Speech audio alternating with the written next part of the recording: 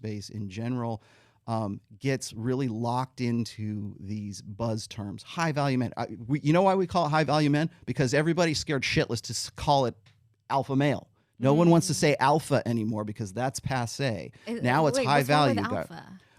You tell me, man. I just work like here. Alpha. Yeah. What's wrong with alpha? I've always used that. Well, I'll tell you what's wrong with alpha is because everyone who is a hater will come in and they'll say, well, alpha isn't really what you think it is. You're not actually a silverback gorilla. You're not actually a wolf on the Arctic tundra or something like that. It's like, that's not what alpha has ever been. And I love it when people throw that one at me. It's the etymological hate. It's like the terminology isn't what you really think it is, right? And I'm like, no, it is. But alpha and beta in terms of like human dynamics is a placeholder term. It's an abstraction. I don't actually think that we're all silverback gorillas and we're all going to wear Spartan helmets and stuff. That's not what the alpha is, okay? It's a placeholder term so that we can move on to larger concepts. Clearly, there are higher value men and there are lower value men. There are guys men are very hierarchical. I think you probably heard me talk about this on Adam's show. There's the general, there's the lieutenant, there's the sergeant, the corporal, the private, on down the chain of command. We do that as men. We do that in all kinds of different instances. So like in corporate America, there's this, the owner, the CEO, the CFO, the COO, and on down the line. Team sports, we do the same thing.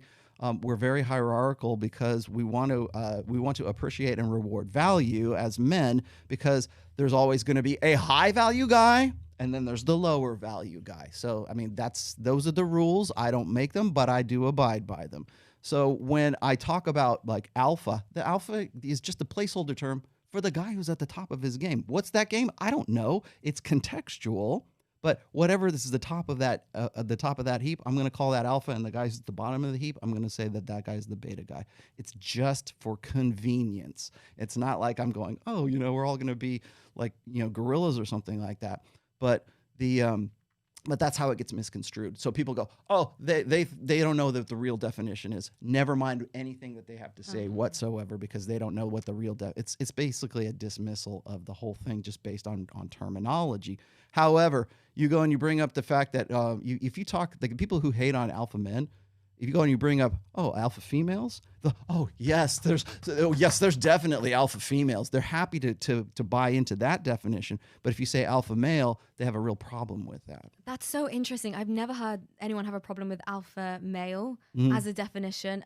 But that makes total sense. Well, that's why high value man is a thing now, because it's a little more general. Yeah, but I can totally understand why those people would be all very pro alpha female and everything. But for the audience then, let's break this down. What is it that a woman desires in a man? Well, clearly it's alpha seed and beta need, right? Let's define those. Okay, so there